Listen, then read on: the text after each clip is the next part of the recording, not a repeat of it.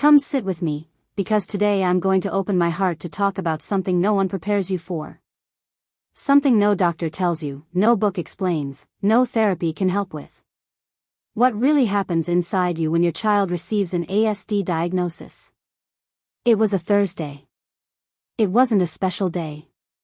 It wasn't raining, it wasn't too sunny. It was just an ordinary day that would become the longest day of my life. I walked into the office with my son in my arms, thinking I would leave with some answers, maybe some guidance. I didn't know I would leave carrying a weight that no one could see, but that I would feel on my shoulders for many, many days. The doctor was kind. She used technical words, but she was kind. Spectrum, support, intervention, stimulation. Words that seemed strange, words that didn't match my baby. And then she said, "Mom, your son is autistic." That was it. What happens after that sentence is something no one tells you. It's not like in the movies. It's not fainting, it's not screaming, it's not a dramatic scene. It's worse. It's a silence that takes over everything. It's a ringing in your ears. It's a drowning sensation, like you're underwater and you can see people talking, but you can't hear anything. I remember holding my son tighter. I remember looking at him and thinking, do you know what they're saying about you? I remember wanting to protect him from that word, as if it were a knife. I left there with a paper in my hand. A paper that summarized my son in a few lines. A paper that fit inside a folder but weighed a ton. In the car, I put him in his car seat. He didn't even notice. He kept looking out the window, the lights passing by, the world spinning out there. And there I was, in the front seat, with the engine off, without the strength to turn the key. You know what no one tells you? No one tells you that you'll sit in the car and won't be able to leave. No one tells you that you'll look in the rearview mirror and see your child, that perfect, beautiful, untouched being, and you'll think, what did I do wrong? No one tells you that guilt arrives before comfort. That it doesn't knock on the door, it breaks it down. It comes in screaming, it was you. It was your fault. You ate something during pregnancy. You worked too much. You couldn't handle it. You failed. And you believe it. At least for that first hour, you believe it. Coming home was strange. Everything seemed the same, but nothing was the same. The walls were the same. The toys scattered around were the same. The smell of coffee in the kitchen was the same. But I wasn't the same. I walked in, put my son on the living room rug, and sat on the couch. I watched him play. He lined up the cars, like he always did. And I thought, this is autism. He spun the little car wheel, concentrated, hypnotized. And I thought, this is autism. Everything that before was quirks, phases, his little way, now had a name. And that name hurt. No one tells you that you'll review every photo, every video, every moment since his birth, looking for signs. You'll spend dawns looking at the photo album, thinking, why didn't I see it? Why didn't anyone tell me? If I had seen it earlier, would something be different? No one tells you that you'll enter a spiral of ifs. If I had done this. If I had done that. If I had taken him to the doctor sooner. If I had insisted more on speech therapy. If. The ifs are ghosts that haunt the first nights. They won't let you sleep. They won't let you rest. Night came. My son slept at his usual time. I laid him down, sang a song, gave him a kiss. He didn't even notice. He turned to his side and slept. I stayed there, watching him sleep. His calm little face, his light breathing, his fingers still holding a piece of the blanket. And there, in that silence, came what no one tells you, grief. Because no one talks about grief. No one tells you that you'll mourn the death of a child who is alive. It's not a child who died. It's a child you imagined. It's the future you planned. It's the first word you expected. It's the first day of school with a backpack on. It's graduation. It's marriage. It's grandchildren. All those dreams, built over 9 months of pregnancy, collapsed in a single day. And you cry. You cry for everything that won't be. You cry for the boy who won't play soccer on weekends. For the girl who won't dance ballet. For the teenager who won't bring a girlfriend home. You cry for a future that existed only in your head, but that hurt as if it were real. No one tells you that this grief is necessary. That you need to go through it.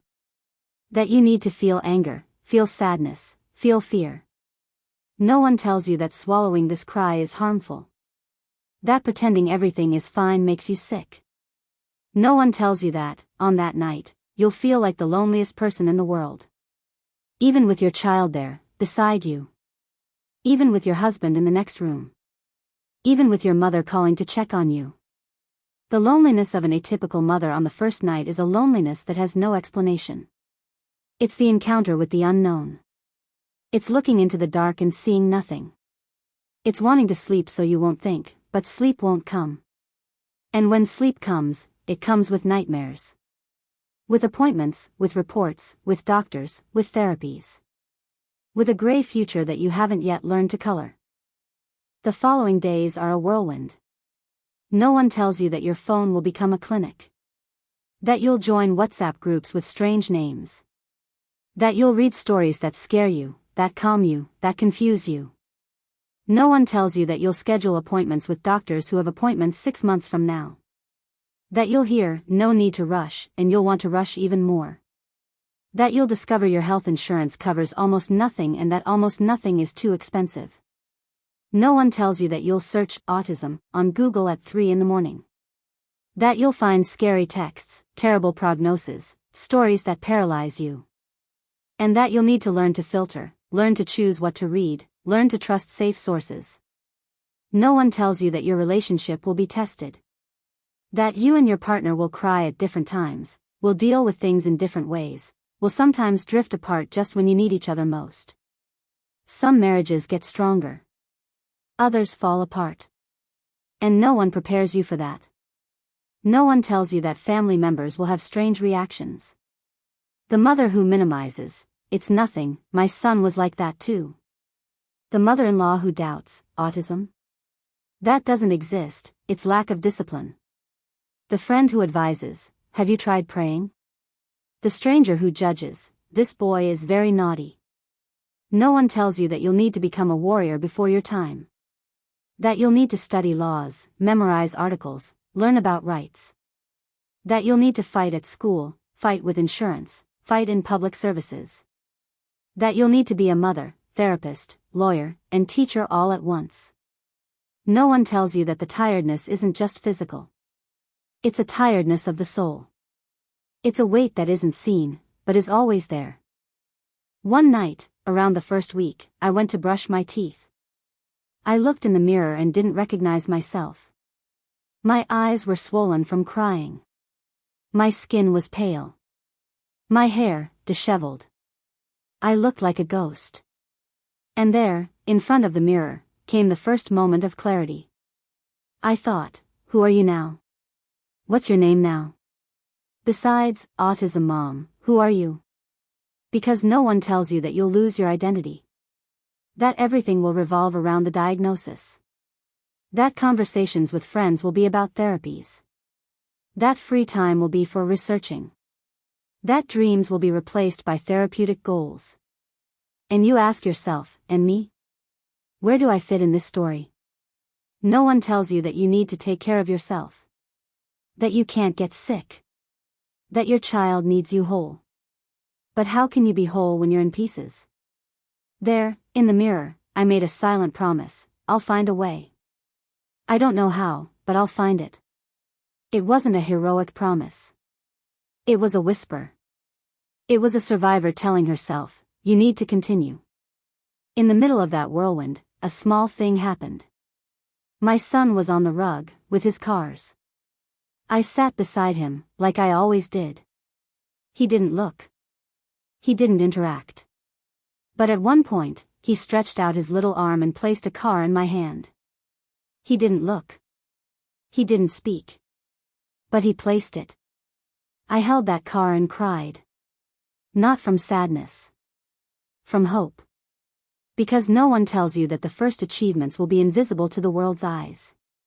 That no one will celebrate with you.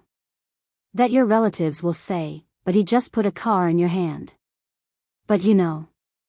You know the size of that gesture. You know that for a child who lives in his own world, reaching out and including you in the play is a hug. It's an, "I know you're there." It's a, "You matter." No one tells you that you'll learn to celebrate what no one celebrates. The half-second of eye contact. The words spoken without context. The new food accepted. The meltdown avoided. The peaceful sleep. These are your victories. They are small, but they are gigantic. If you're at the beginning of this journey, if the diagnosis came yesterday, last week, last month, I want to tell you something: breathe. Breathe deeply. What you're feeling is normal. The pain is normal. The fear is normal. The anger is normal. The grief is normal. All of this is part of it. Don't be ashamed to feel. Don't be ashamed to cry.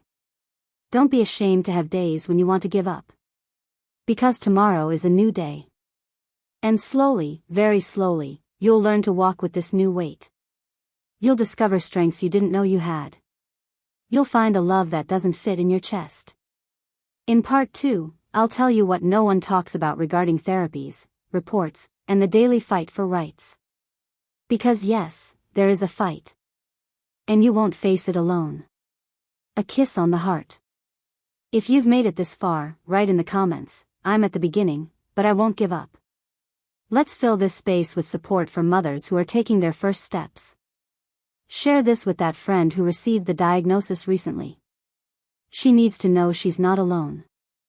Part 2, The Race Against Time and the Loneliness of Therapies***. Welcome back. In Part 1, we talked about the impact of the diagnosis and the silent grief that no one sees. Today I'm going to tell you what no one talks about regarding the phase that comes after, the race against time, the therapies, the reports, and the loneliness of being the mother of an atypical child. After the first impact comes the second phase, urgency. Suddenly, everyone says the same thing: early intervention is fundamental. The sooner you start, the better. And you hear this like a bomb. As if every day without therapy is a lost day. As if your child's future depends on you being able to schedule the right appointment, with the right professional, at the right time. No one tells you that this urgency will become an obsession. That you'll call dozens of places and hear, "Full schedule, 6-month waiting list, we don't accept your insurance." That you'll feel incompetent for not being able to give your child everything he needs. No one tells you that the system isn't prepared. That there's a shortage of professionals. That there are no openings. That there's a lack of information. That you'll need to be faster than time, more persistent than bureaucracy, stronger than exhaustion. And you run. You run after a speech therapist. You run after an occupational therapist. You run after a psychologist. You run after a neuropediatrician. You run after a specialized school. You run after health insurance that doesn't want to cover it.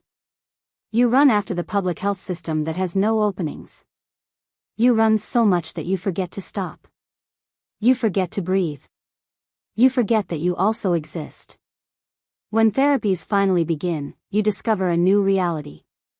Your schedule, which once had empty spaces, is now completely filled. Monday, speech therapy in the morning, OT in the afternoon.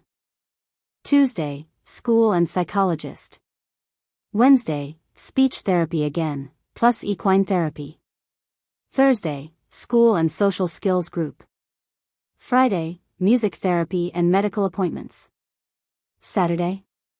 Saturday is for studying. For reading reports. For researching new therapies. For joining groups. For informing yourself. Sunday? Sunday you try to rest, but your phone rings with messages from other parents, with questions, with vents. And you respond, because you know how important it is to have someone who understands. No one tells you that your life will become logistics. That you'll become a professional driver. That you'll eat lunch in the car between one therapy and another. That you'll learn to do homework in the office while you wait. That your child will sometimes sleep in the back seat, exhausted from being so stimulated. No one tells you that your child's tiredness also hurts you. That's seeing him cry because he doesn't want another session, seeing him struggle because he's already exhausted, seeing him fall asleep as soon as he gets in the car. All of this weighs on you. Because you know it's for his own good. But your mother's heart asks, until when?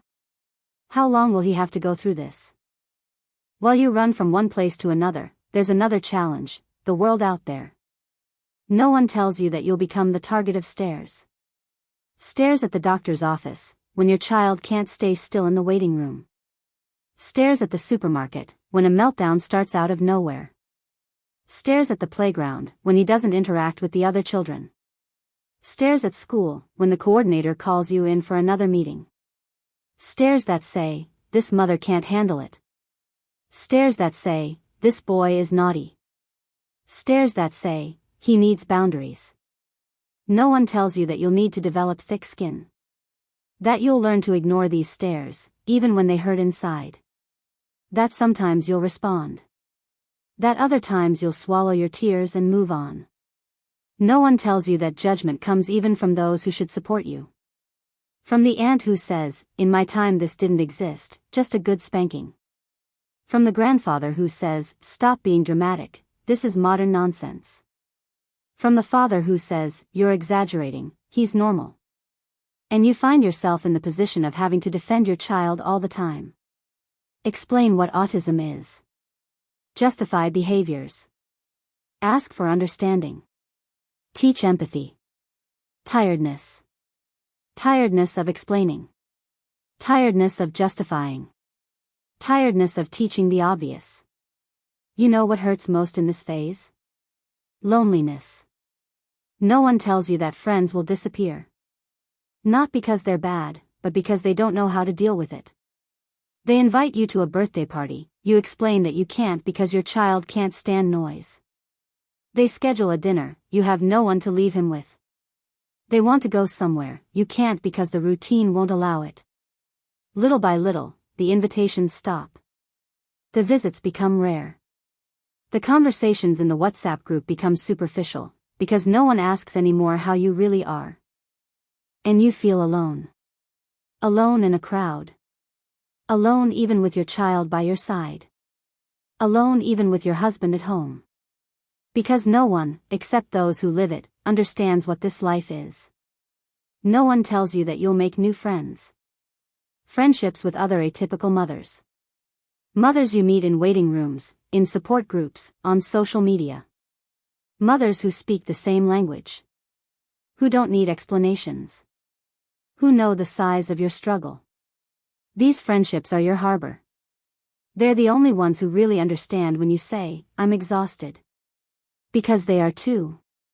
Now let's talk about something no one likes to touch, but it's real, money.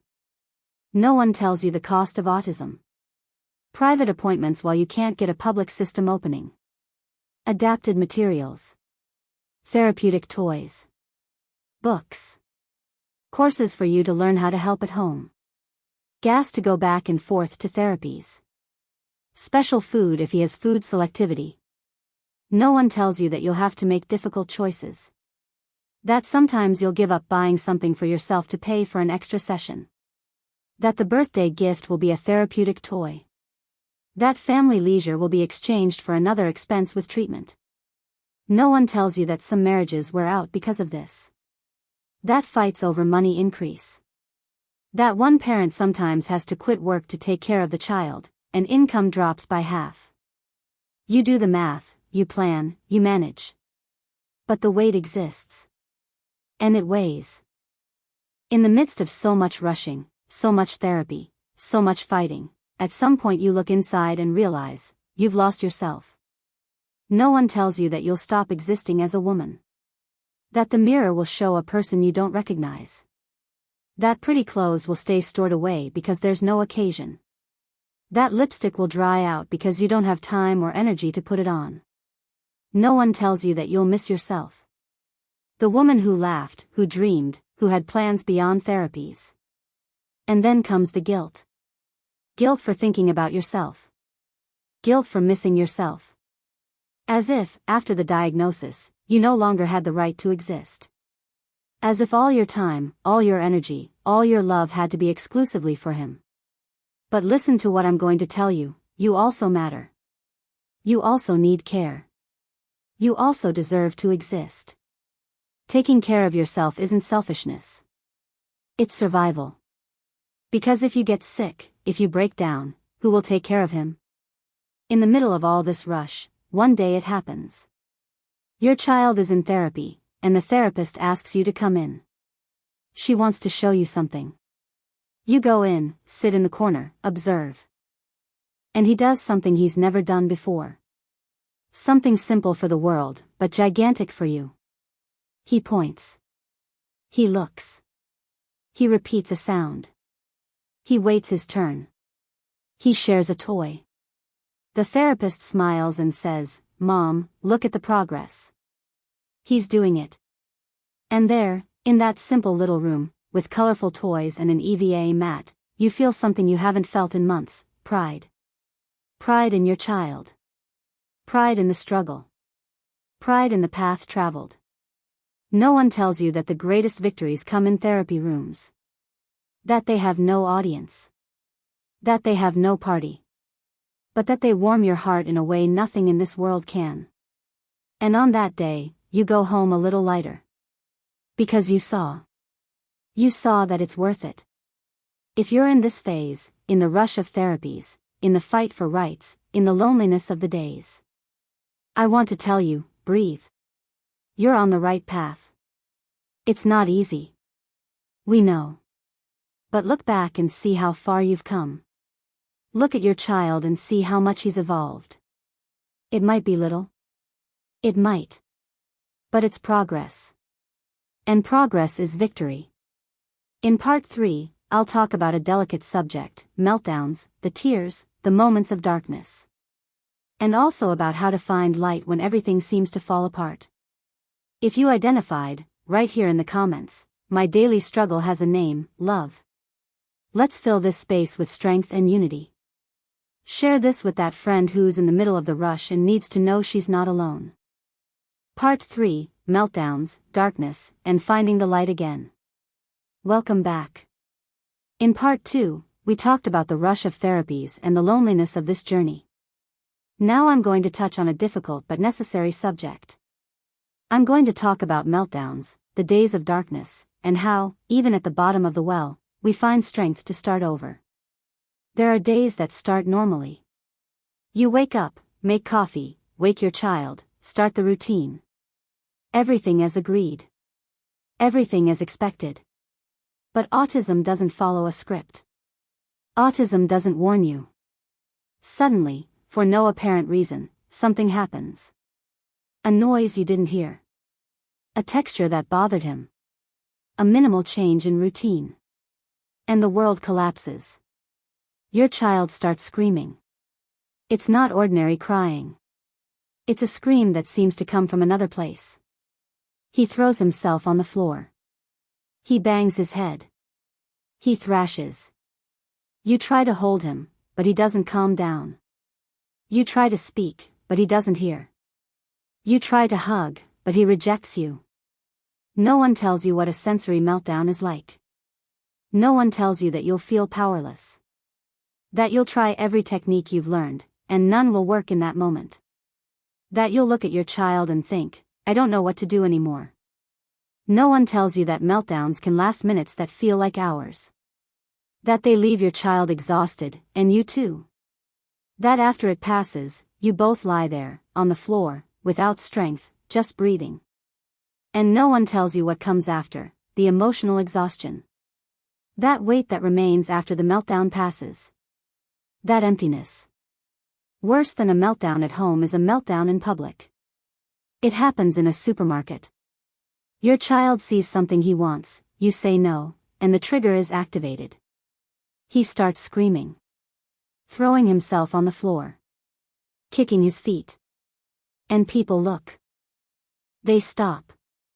They turn. They point. Some whisper. Others make disapproving faces. An old lady says, "What a naughty boy." A young couple exchanges looks and looks away. A security guard approaches, suspicious. You're there, on the supermarket floor, trying to calm your child, holding back tears, holding back shame, holding back anger. You want to scream, "He's autistic. He's not doing it on purpose." But your voice won't come out. Or it does, but no one hears. No one tells you how many times you'll go through this. How many times you'll need to choose between leaving the house and facing judgment, or staying home and feeling trapped. No one tells you that some mothers develop anxiety just thinking about going out. That the fear of the next meltdown is real. That you avoid places, avoid busy times, avoid situations that might trigger something. Your life becomes smaller. Your horizons narrow. And you keep asking yourself how long. After a day of meltdown, night comes. Your child finally sleeps. The house falls silent. You sit on the couch and, nothing. You don't have energy to cry. You don't have energy to think. You just exist. You sit and stare at nothing. No one tells you about this tiredness. It's not physical tiredness, although that exists. It's a tiredness of the soul. It's an invisible weight that pulls you down. It's the tiredness of explaining your child to the world. The tiredness of fighting for basic rights. The tiredness of seeing your child suffer and not being able to take away the pain. The tiredness of being strong all the time. No one tells you that an atypical mother has permission to fall. That she has permission not to be strong for one day. That she can, yes, sit on the bathroom floor and cry until she can't anymore. Because the truth is this, we fall. We fall a lot. The difference is that we always get back up. I'm going to be honest with you.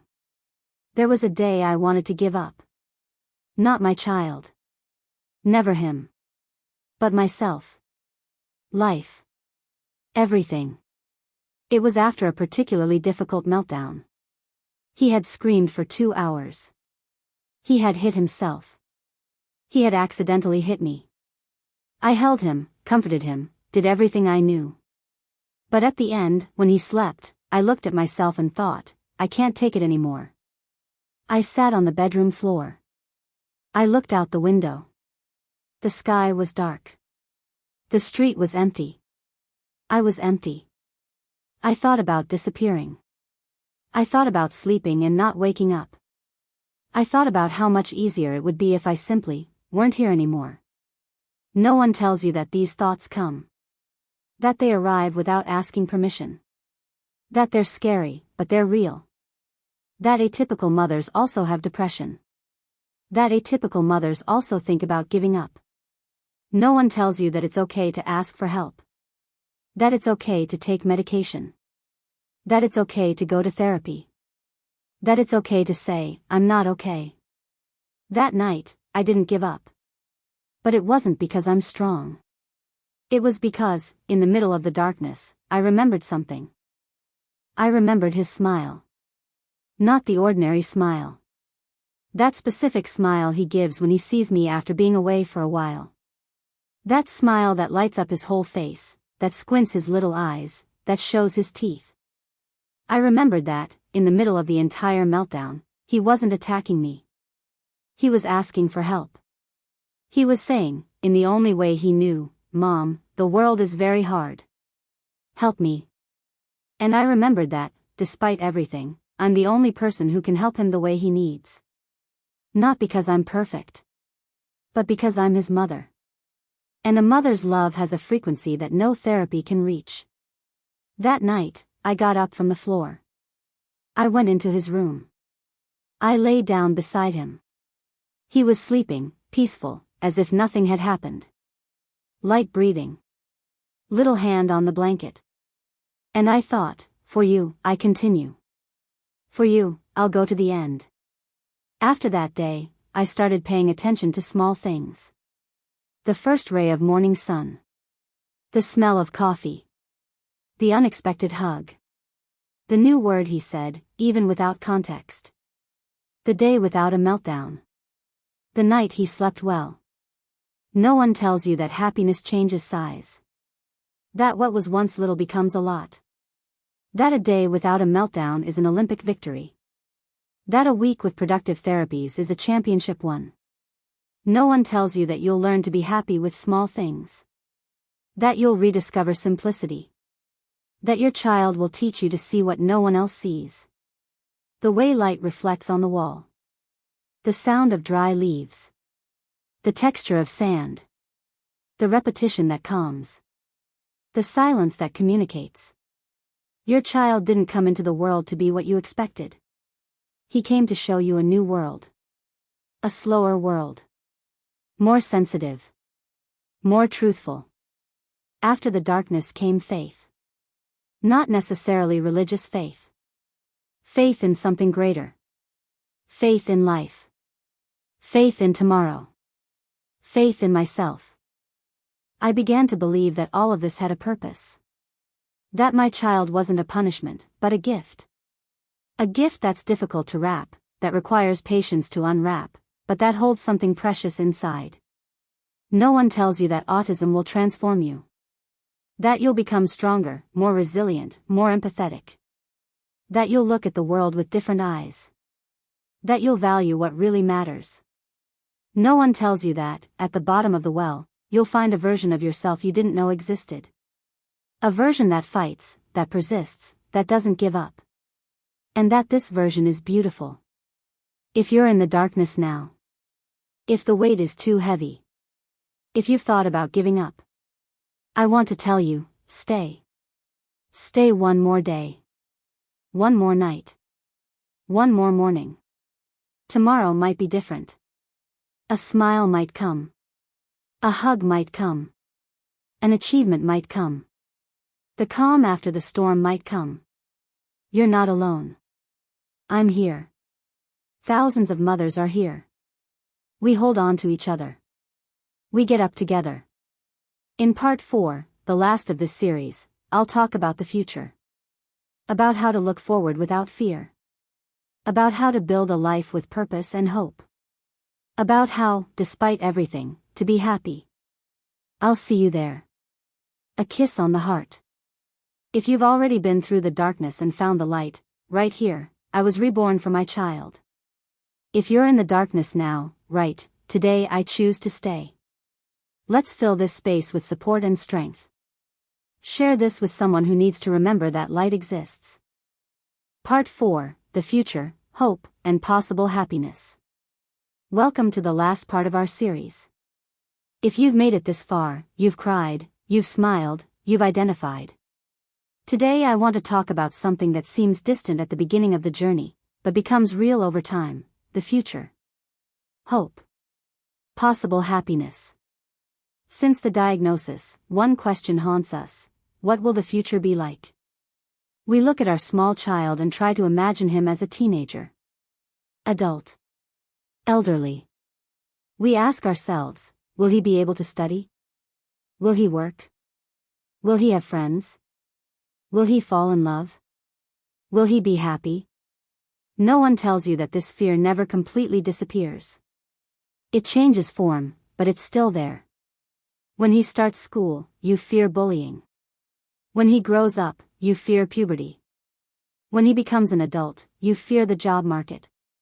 We live with one foot in the present and another in the future, trying to build something that doesn't yet exist.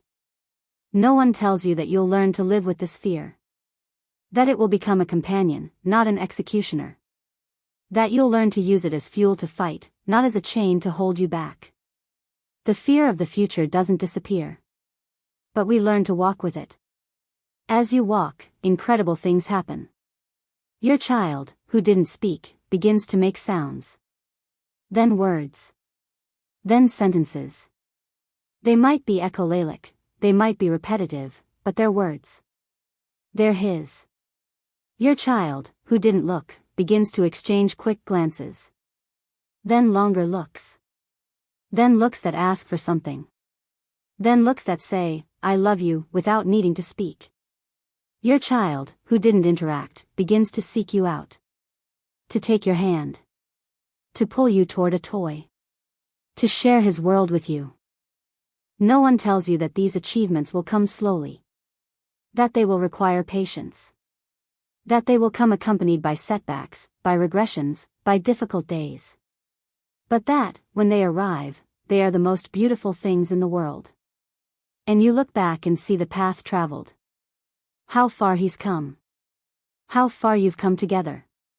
Over time, something changes inside you. Happiness, the one you sought in big things, in social achievements, in the world's standards, it redefines itself. Happiness becomes seeing him eat a new food. Happiness becomes a well-slept night. Happiness becomes an outing without a meltdown. Happiness becomes him looking you in the eyes and smiling. No one tells you that you'll become a more grateful person. That small things will gain enormous weight. That an ordinary day, without major events, will be celebrated as a victory. And in this simplicity, you discover something profound. Happiness was always there. In the details. In the moments. In everyday love. You just didn't know how to see it. Your child taught you to see. And the future? It still scares you. It always will. But now you have tools to deal with it. You know you don't need to have all the answers today. You know that tomorrow is built one day at a time. You've learned to defend your child's rights. You know where to seek help. You know other mothers on the same path. You've discovered that there's a network, a community, a sisterhood. You look at your child and see potential. Not the potential the world expects, but the potential that he has. His abilities. His interests. His unique way of being. Maybe he won't be a doctor or an engineer. But maybe he'll be an incredible artist. A sensitive musician. A specialist in something he loves. A good, honest, true human being. And you realize that it doesn't matter what he'll be. What matters is that he'll be happy. In his own way. In his own time. And that's enough. In the end, what remains is love. A love that doesn't need words.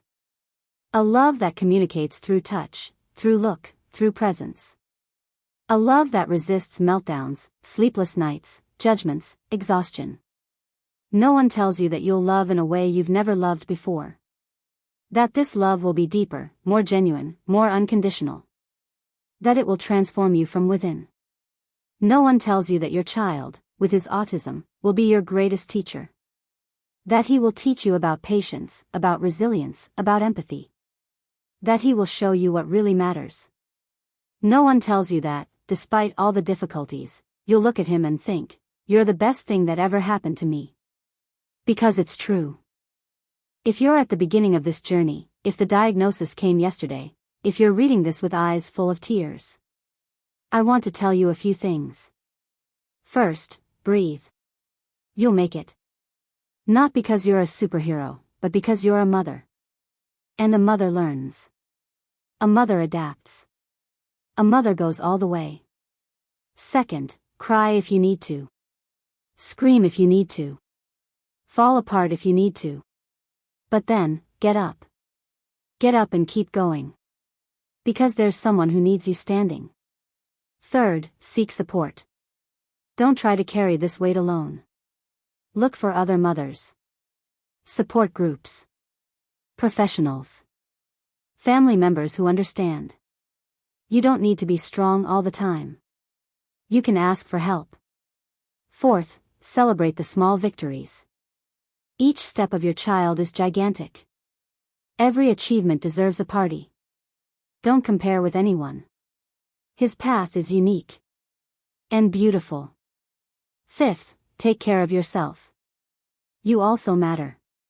Your body, your mind, your soul need care. Don't annul yourself. Don't lose yourself. You exist beyond the diagnosis. And lastly, believe. Believe in your child. Believe in yourself. Believe that better days will come. Because they come. They always come. Today, to close, I want to read something I wrote to my son. A letter I keep in my heart. My love. When you arrived, I had so many plans. So many dreams. I thought I knew what was best for you. Then came the diagnosis. And everything changed. In the beginning, it hurt. It hurt a lot. It hurt because I didn't understand you. It hurt because I didn't understand myself. It hurt because I was afraid of the future. But slowly, you showed me the way. You showed me that love doesn't need words. That touch says more than any speech. That presence is more important than presence. You showed me a new world. A slower world. Truer. Purer. You taught me to see beauty where no one sees it. To celebrate what no one celebrates.